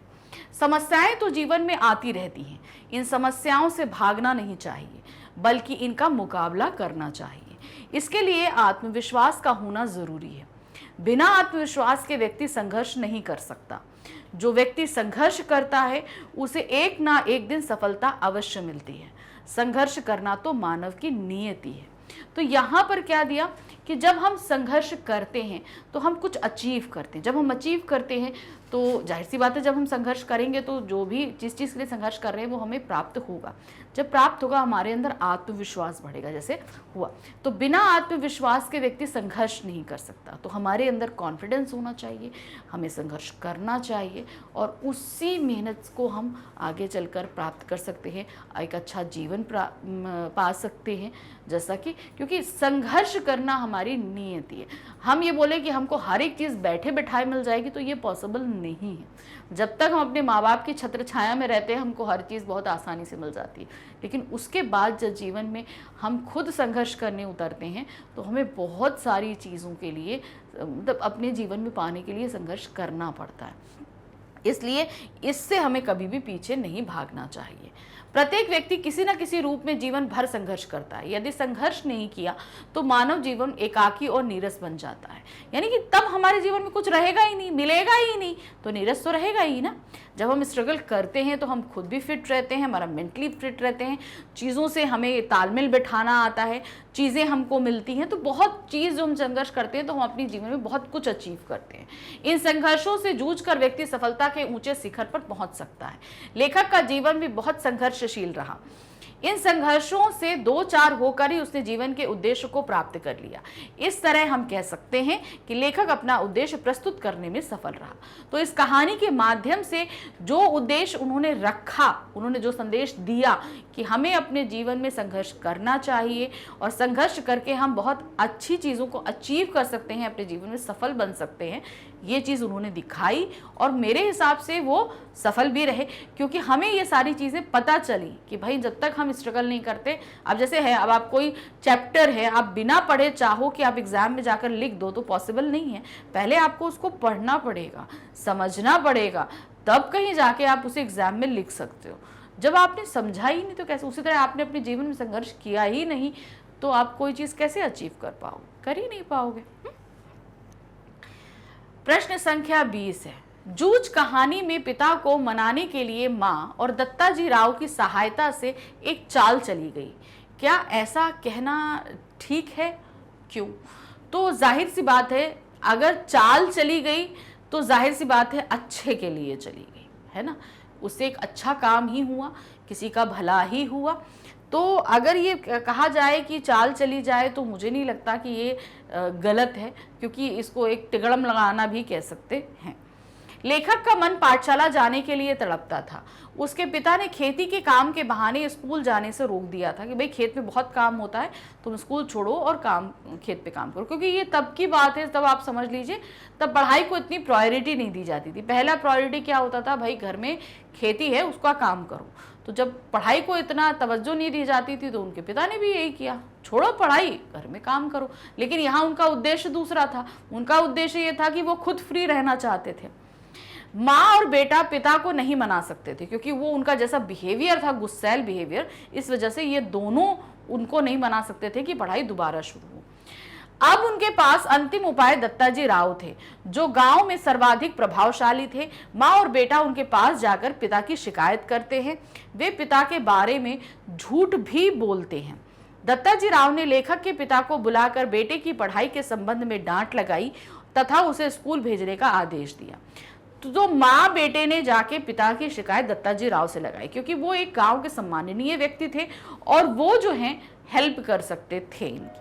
तो इसलिए उन्होंने बोला और सारी चीज़ें बताई कि भाई ऐसा ऐसा बात होती है। तो दत्ताजी राव मान गए कि हाँ भाई, जो ये दोनों माँ बेटा कह रहे हैं एकदम सही है, पढ़ाई होनी चाहिए, और जो उसके पिताजी कर रहे हैं वो गलत है। तो पिताजी को बुलाया, डांट लगाई, धमकाया कि स्कूल उनको जाने दो। पिता ने कुछ शर्तों के साथ हामी भर दी। इस तरह लेखक का स्कूल जाना शुरू हो गया। वहां वह मित्रों से मिला और एक शिक्षक के प्रभाव से कविता भी लिखने लगा। ये सब झूठ के जरिए शुरू हुआ। झूठ बोला गया ना कि भाई पिता जो है वो नहीं करने देता, ये सारी चीजें एक के साथ शुरू हुआ था। नैतिकता से सृष्टि से ये झूठ गलत था, परंतु वह झूठ भी सही माना जाता है जो कल्याणकारी हो। यानी कि अगर हम झूठ किसी की भलाई के लिए बोलते हैं तो जाहिर सी बात है वो अच्छा झूठ है। अब इसको आप अच्छा झूठ ऐसे बोल सकते हो कि आपके हाथ से अगर कुछ चीज़ खराब हो गई और माँ ने उस बात को छिपा लिया तो आप अपनी पापा की पिटाई से बच गए, तो वो आपके लिए, वो माँ ने झूठ तो बोला लेकिन भले के लिए बोला, ताकि बाप बेटे के रिश्ते नहीं बिगड़े, आपको पिटाई नहीं पड़े, पापा को गुस्सा नहीं आए। तो वो एक बात को छुपा ले जाना या झूठ हो जाने के कारण से कई सारी चीज़ें गलत होने से बच गई। लेकिन उसका आप एडवांटेज नहीं उठाओ कि हर बार आप गलत काम करो और माँ बचा ले जाए, तो वो फ़ायदा नहीं उठाना चाहिए। ठीक है, बचाया है एक बार आपके गलत से, लेकिन फ़ायदा नहीं उठाना। लेखक की पढ़ाई इस झूठ के बिना नहीं हो सकती थी। अगर ये झूठ नहीं बोला जाता तो शायद शुरू नहीं होती। आज ये कहानी हमें संघर्ष करने की प्रेरणा देती है। इस तरह झूठ का सहारा लेने से जीवन व सपनों का विकास होता है, जिसके आधार पर नए सृजन समाज के समक्ष आते हैं। तो जैसे यहाँ बताया गया कि दत्ताजी राव को कुछ चीजें झूठ भी परोसी गई, बताई गई, ताकि पिता को धमकाया जा सके, तैयार किया जा सके। तो अगर वो झूठ बोला गया तो मुझे नहीं लगता कि गलत के लिए था, क्योंकि उससे दत्ताजी राव की मदद से उन्होंने अपनी पढ़ाई शुरू करी, अपना भविष्य बनाया, पिता को सही रास्ते पे लाए। जहां वो पूरा दिन बेकार घूमते थे, खेतों के कामों में लगे, रखमाबाई के कोटे से निकल कर आए, खेतों के कामों में लगे, परिवार के साथ समय दिया, बच्चे की पढ़ाई चली, परिवार एक आगे चल के सक्षम हो पाया। तो मतलब उस एक झूठ की वजह से आगे चलकर बहुत सारी ऐसी चीजें हुई जो फायदे के लिए थी। जूझ कहानी प्रतिकूल परिस्थितियों के बीच संघर्ष की कहानी है, सिद्ध कीजिए। बिल्कुल है, सारी परिस्थितियां आनंदा के खिलाफ थीं। कोई ऐसी परिस्थिति ऐसी नहीं थी जो उनके साथ थी।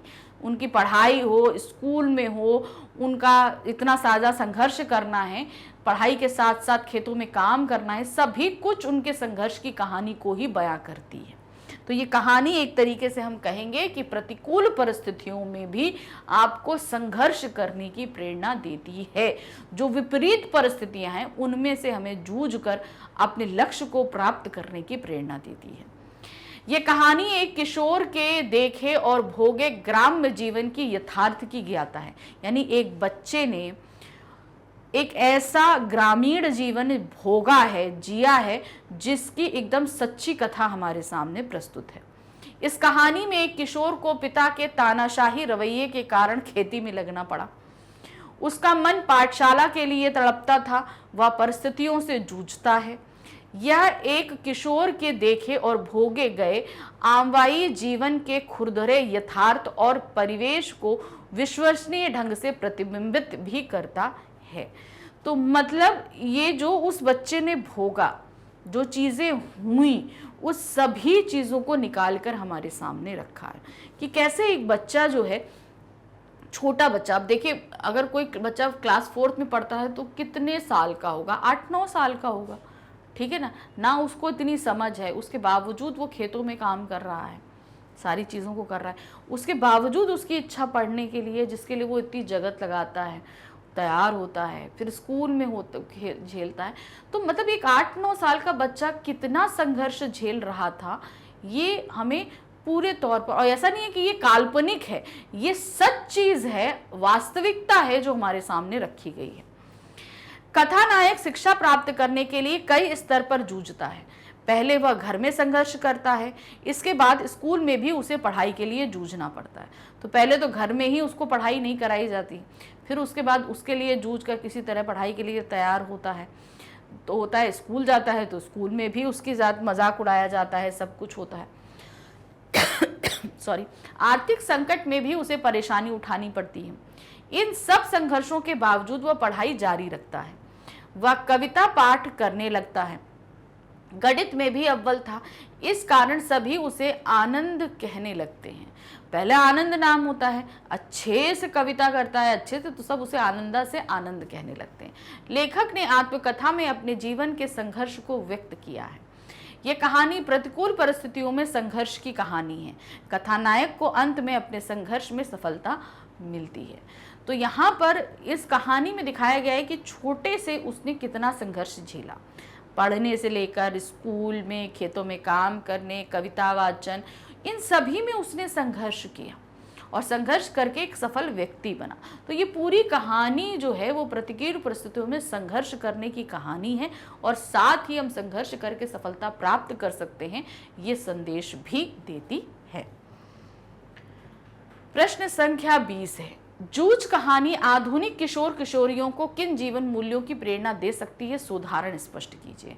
ये कहानी आजकल के युवक युवतियों को क्या प्रेरणा देगी, आपको ये बताना है। तो देखिए क्या है, जूझ कहानी में किशोर युवक के संघर्ष को व्यक्त किया गया है। ये संघर्ष आधुनिक युवाओं को प्रेरणा दे सकता है जो निम्नलिखित है। अब क्या प्रेरणा दे सकता है, पहला है दूरदर्शिता, यानी कि अभी हमने बोला ना, जो भी काम करना है हम प्रेजेंट को तो देखते हैं, मगर इस साथ ही साथ ये हमें फ्यूचर में क्या फल देने वाला है हमें ये भी देखना है। तो आनंदा के अंदर ये दूरदर्शिता थी। कहानी का नायक आनंदा दूरदर्शी है। वह किशोर अवस्था में ही पढ़ाई के महत्व को समझ गया था। उसे पता था कि खेती से ज्यादा आमदनी नहीं है। वह नौकरी या व्यवसाय का महत्व समझ गया था। वो जानता था ये चीज कि हम इसमें चाहे जितनी मेहनत कर ले, ये हमें उतना सफलता या अर्निंग नहीं दे पाएगी जिससे हमारा आगे का जीवन सफल हो सके।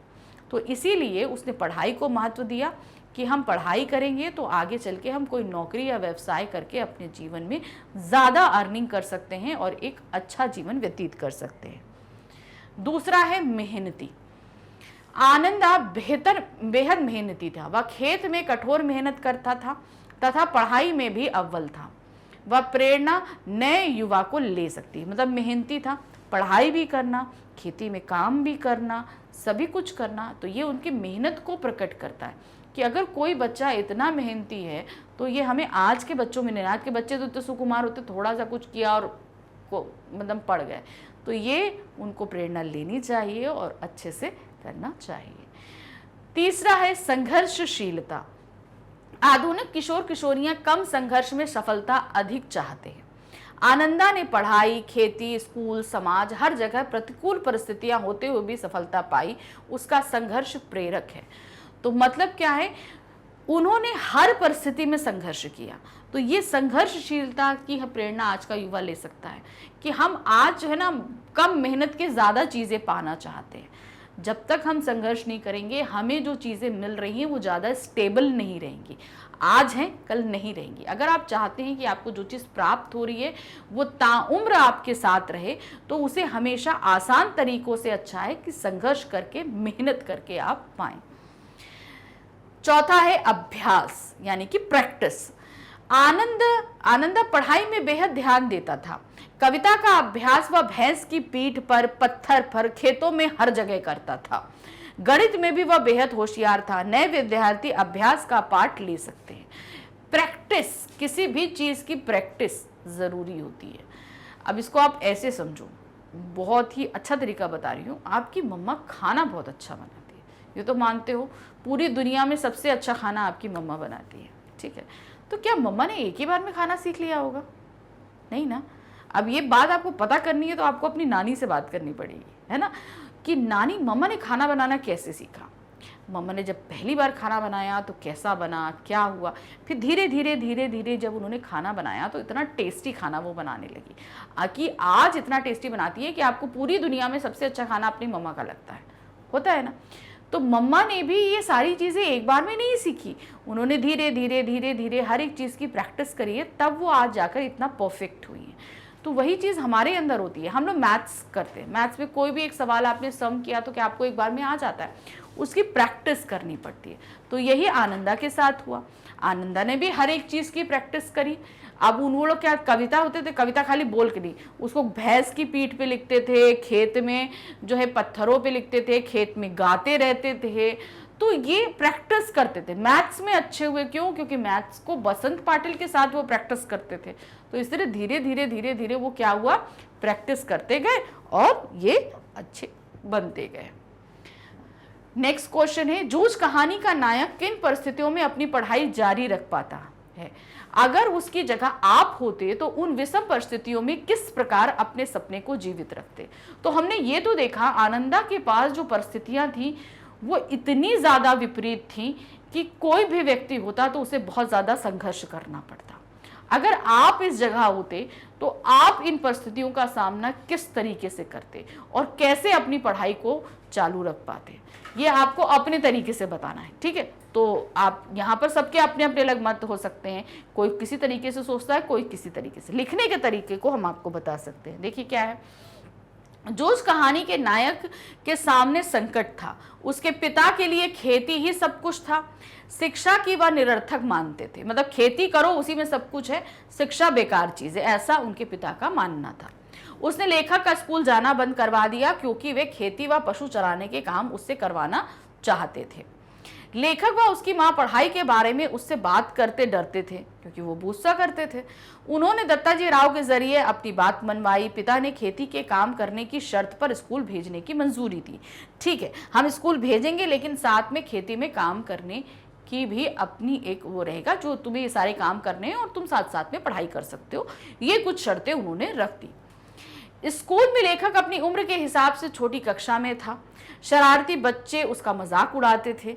पैसे की कमी के कारण वर्दी आदि की दिक्कत थी। वर्दी अर्थात मतलब यूनिफॉर्म, स्कूल में यूनिफॉर्म जो थी वो नहीं उसके पास थी, ये पैसे नहीं थे उसके पास। लेखक ने अपने परिश्रम से अपना सम्मान अर्जित किया और कविता व गणित में अव्वल स्थान प्राप्त किया। अगर मैं लेखक की जगह होता तो मैं भी मेहनत, संघर्ष और लगन से अपना लक्ष्य हासिल करता। तो किस तरीके से हमारे लेखक ने मेहनत करी, संघर्ष करा, तो आप अगर इस जगह होते तो क्या करते? आप किस तरीके से ट्रिक लगाते, आप ये भी लिख सकते हो।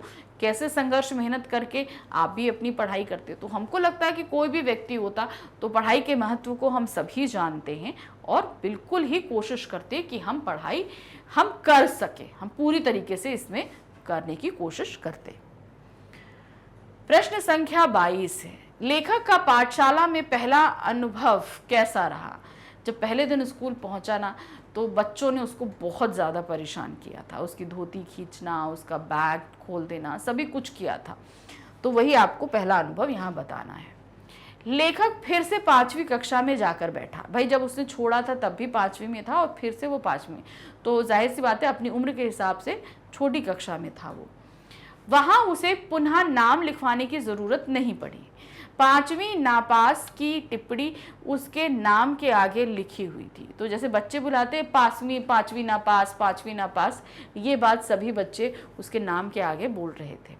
पहले दिन गली के 2 लड़कों को छोड़कर कोई भी लड़की उसका जानकार नहीं था। मतलब उस क्लास में अगर जब वो गया तो सिर्फ 2 लड़के उसकी गली के थे जो उसके जानकार थे, बाकी कोई भी लड़का उसकी पहचान का नहीं था।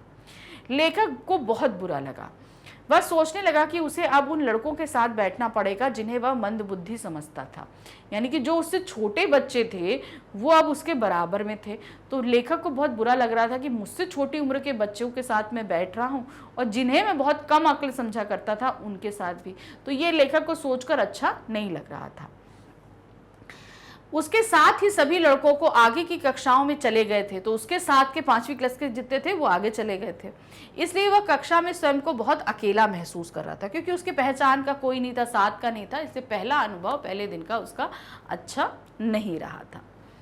प्रश्न संख्या 23 है, कविताएं पढ़ते हुए लेखक को कितनी शक्तियां प्राप्त हुई?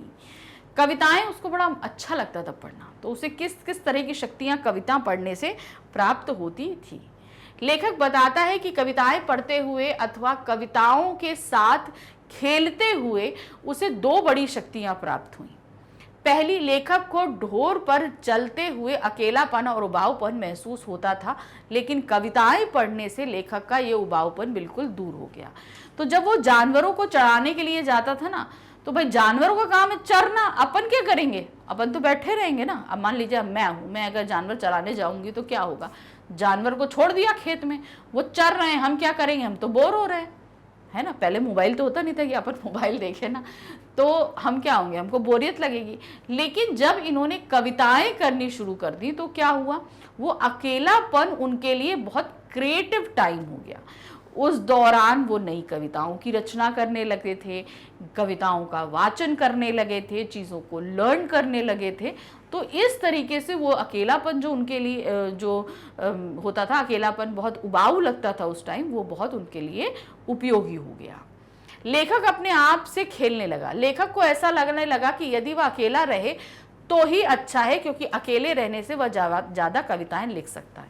अब उसे लगा, जो अकेलापन उसको बहुत खलता था, उसे लगा कि मैं ज़्यादा से ज़्यादा अगर अकेला रहूँगा तो ये मेरे लिए बहुत अच्छा समय है जो मैं कविताओं के लिए दे सकूँगा और ज़्यादा से ज़्यादा कविताएं लिख सकूँगा। दूसरे, लेखक को कविता गाना आ गया। अब जैसे उनके अध्यापक गाया करते थे, तो हम अगर किसी के सामने गाएं तो हमें बड़ा ऑकवर्ड सा लगेगा, हम शायद नहीं गाएंगे। अकेलेपन में हम लोग बाथरूम में बड़ा अच्छा गा लेते हैं, औरों के सामने गाने में जो है हमें हिचक लगती है। तो वही हमारे लेखक के साथ हुआ। लेखक ने उस अकेलेपन में कविता गाना शुरू कर दिया। बहुत अच्छे से वो गाने लगा। तो इस तरीके से उस अकेलेपन को उसने यूटिलाइज किया। अब वह काव्य पाठन करते करते नाचने गाने लगता। उसे लय, तुकबंदी और छंद का ज्ञान होने लगा। गाने के साथ साथ अभिनय करना भी लेखक सीख गया। कविता पाठ ने लेखक को न केवल श्रेष्ठ कवि बना दिया, बल्कि उसकी काव्य प्रतिभा को भी कई लोगों ने पहचाना। तो कितना अच्छा वो कवि बन गया, सिर्फ किस कारण से? अकेलेपन में कविताएं करने के कारण उसे ये शक्तियां प्राप्त हुई थी। प्रश्न संख्या 24 है, लेखक कविता किस ढंग से लिखता था और कविता बंदी के प्रति उसकी लगन कैसी थी? अब वो किस तरीके से कविता लिखते थे और उसकी लगन, जाहिर सी बात है लगन बहुत अच्छी थी, तभी तो वो हर समय कविता में ही रमे रहते थे। कविता की नई रचना में, उसके गायन में, उसको लेखन में सभी काम किया करते थे। जब लेखक मराठी अध्यापक सोनगेलकर के से प्रभावित हुआ तो उसने खेतों में काम करते करते कविताएं लिखने का निश्चय किया कि भाई ऐसा तो नहीं है कि भाई उसके लिए अलग से समय देना पड़ेगा। खेतों में काम कर रहा है तो उसी बीच उसका दिमाग जो है वो उस कविता के लेखन में ही लगा हुआ है कि भाई इसके साथ ये शब्द सही आएगा, ये तुक सही आएगा, ये छंद है, ये लय है, वो इसी कामों में लगा रहता। भैंस चराते चराते लेखक फसलों पर, जंगली फूलों पर तुकबंदी करता। अब तुकबंदी करना भी भाई एक कला है। अब हमसे कोई तुकबंदी बोले तो हम तो ना कर पाए, तो जो कुछ ही लोगों में ये हुनर होता है, तो वो हर चीज के साथ तुक मिलाने लगे। जैसे फसल है, असल है, इस तरीके से कुछ तुकों को मिलाना उन्होंने हर चीज के साथ, फूल हो, फसल हो, खेती हो, हर चीज के साथ उन्होंने तुक मिलाना शुरू कर दिया। जोर जोर से गुनगुनाता, कविताएं लिखता, फिर उन्हें मास्टर जी को भी दिखाता। कविता रचने के लिए लेखक सीखे में कागज और पेंसिल भी रखता। तो खीसे यानी कि जो बैग, पहले तो नहीं पॉकेट्स होती नहीं थी, तो जो धोती पहनी जाती थी उसी में धोती को ऐसे मरोड़ के चीज़ें, उसको खीसा बोलते थे। तो वो क्या करता, हर समय पेपर और पेंसिल उस खीसे में ऐसे मरोड़ के रखे रहता कि जब उसे कुछ याद आता निकालता, लिखता और फिर उसको खीसे में बांध लेता। तो इस तरीके से वो लिखता और अपने मास्टर जी को दिखाता। जो भी इम्प्रूवमेंट होता तो मास्टर जी उस इम्प्रूवमेंट को करते भी थे। कभी यदि उसके पास कागज और पेंसिल नहीं होता तो लेखक लकड़ी के छोटे से टुकड़े से भैंस की पीठ पर रेखा खींचकर लिखता। अब क्या होता, भैंस की खाल होती है मोटी, उस पर अगर कुछ लिखो तो उसको इतना एहसास नहीं होता है। तो क्या हुआ कि कभी कभी कागज नहीं हो तो लकड़ी का एक टुकड़ा ले और उस पर लिखना शुरू कर दिया। भैंस की पीठ तो काली, उस पर लिखेगा तो उस पर दिख जाता था। तो वो कविताओं का लेखन की प्रैक्टिस जो है वो उसकी पीठ पर भी करने लगा था। कभी कभी तो वो पत्थर पर भी कंकड़ों से कविता लिख दिया करता। बड़े बड़े पत्थर होते ना, बड़े बड़े, उन पे कंकड़ से कविता लिख दिया करता था। जब कविता याद हो जाती तो वह कविता को मिटा देता था। पहले लिख दिया, फिर याद कर लिया और फिर उसको रब कर देता था। वास्तव में कविता के प्रति लेखन की लगन बहुत ज्यादा थी। कविता के लिए वह अपना पूरा जीवन बिता देना चाहता था। मतलब उसको कविता लेखन करना इतना अच्छा लगता था कि वो हर चीज पे कविता बनाता, हर जगह प्रैक्टिस करता, जोर से गुनगुनाता, नाचता गाता। तो उसकी लगन जो थी वो अपना पूरा टाइम उसमें बिता देना ज्यादा प्रेफर करता था। प्रश्न संख्या 25 है, पहले दिन शरारती लड़के चौहान ने लेखक के साथ क्या किया? जब पहले दिन वो स्कूल पहुंचे तो जो शरारती लड़का चौहान था उसने उनके साथ क्या किया था, ये आपको बताना है। जब पहले दिन लेखक स्कूल आया तो वह सहमा हुआ था। एक तो इतने दिन बाद स्कूल आ रहा था, पहली चीज ये। दूसरा, उसके साथ के बच्चे आगे निकल चुके थे और वो अपने से छोटी उम्र के बच्चों जो अनजान थे उनके साथ बैठने वाला था। तो ये एक हेजिटेशन के कारण वो सहमा हुआ सा था। उसके पास ढंग के कपड़े तथा बस्ता भी नहीं था। जो स्कूल की एक प्रॉपर यूनिफॉर्म होती है वो उसके पास नहीं था। बैग नहीं था। उसकी जान पहचान का भी कोई नहीं था। वहां पर उस क्लास में कोई उसकी जान पहचान का नहीं था। शरारती चौहान ने पूछा कि वह नया लगता है या फिर वह गलती से आ बैठा है। अब बच्चा शरारती था जो चौहान था, तो पूछा कि भाई तुम नए एडमिशन हो या गलती से इस क्लास में आकर बैठ गए हो। लेखक बालूगढ़ी की माटी, लाल माटी के रंग का मटमैली धोती व गमछा पहने हुए था। अब बालूगढ़ी की जो लाल माटी होती है ना, थोड़ा सा कैसे रेड होती है लेकिन ऑरेंजेस होती है, थोड़ा डार्क शेड में होती है, वैसे उसने धोती और गमछा पहना हुआ था। चौहान ने उसका गमछा छीन लिया और उसे अपने सिर पर लपेट कर मास्टर जी की नकल करने लगा। गमछा लिया, सर पे लपेटा, जो उसके अध्यापक आते हैं उनकी वो नकल करने लगा। उसने उसे उतार कर टेबल पर रख दिया और अपने सिर पर हाथ फेरते हुए हुश की आवाज की। अब उसका गमछा लिया, मास्टर की टेबल पे रख दिया और सर फेरते हुए उसने हुश की आवाज की। मास्टर जी के आने पर वह चुपचाप अपनी जगह बैठ गया। गमछा मास्टर जी की टेबल पे रख दिया और जैसे ही मास्टर जी आए वो हमारे लेखक को परेशान करके अपनी टेबल पर जा बैठा था। तो इस तरीके से इस पार्ट के सभी प्रश्न यहाँ पर खत्म हुए। मैग्नेट ब्रेन्स एक फ्री एजुकेशन प्लेटफॉर्म है जो आपको पूरी तरीके से निःशुल्क शिक्षा प्रदान करता है। तो इस प्लेटफॉर्म पे आकर आप किस तरीके से वीडियो देख सकते हो, तो ये यहाँ पर इस चैनल के वीडियो आपको 3 जगह मिल सकते हैं। एक तो यूट्यूब पे, दूसरा हमारी वेबसाइट magnetbrains.com पे, और तीसरा है हमारा ऐप जिसे आप प्ले स्टोर से डाउनलोड कर सकते हो। तो तीनों में से कहीं भी जाओगे आप बिल्कुल निश्चिंत होकर वीडियो देख सकते हो। आप किसी भी क्लास में हैं, कोई भी सब्जेक्ट देखना चाहते हैं, कितने ही वीडियो देखिए, कितनी बार देखिए, आपको किसी तरह का कोई पेमेंट, कोई भी कूपन या कोई भी पैकेज लेने की ज़रूरत नहीं है।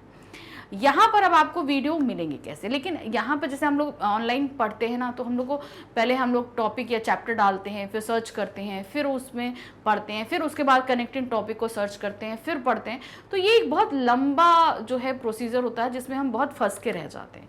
तो लेकिन जब आप हमारे वेबसाइट पर और आप हमारे क्या कहते हैं ऐप पर आएंगे तो इस तरह की परेशानी आपको नहीं झेलनी पड़ेगी, क्योंकि यहाँ पर हर एक चीज़ बहुत ही सिस्टमेटिक ढंग से अरेंज है।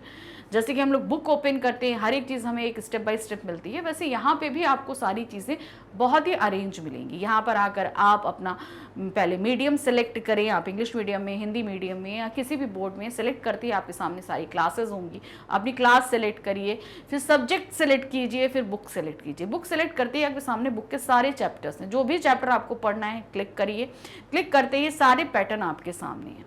यहाँ पर सारे पैटर्न एक के बाद हैं, जैसे कि हम सबसे पहले डिटेल एक्सप्लेनेशन एक चैप्टर का कराते हैं वो है, फिर एनसीईआरटी सोल्यूशन है, फिर कंप्लीट चैप्टर रिवीजन है, मल्टीपल चॉइस क्वेश्चंस हैं, आपके मोस्ट इंपॉर्टेंट क्वेश्चन है, आपका क्या कहते हैं टेस्ट पेपर है। तो हर एक चीज़ आपको टोटली अरेंज मिल रही है। जिस भी चैप्टर में जाना है आप उसे क्लिक करो, उसका वीडियो देखो बिना किसी परेशानी के। इसके अलावा आपको सैम्पल पेपर्स और प्रीवियस ईयर क्वेश्चंस पेपर्स भी प्रोवाइड कराए जाते हैं आपके एग्जाम्स के दौरान। अच्छे से पढ़िए, सभी कुछ आपके लिए निःशुल्क है, बढ़िया से तैयारी कीजिए।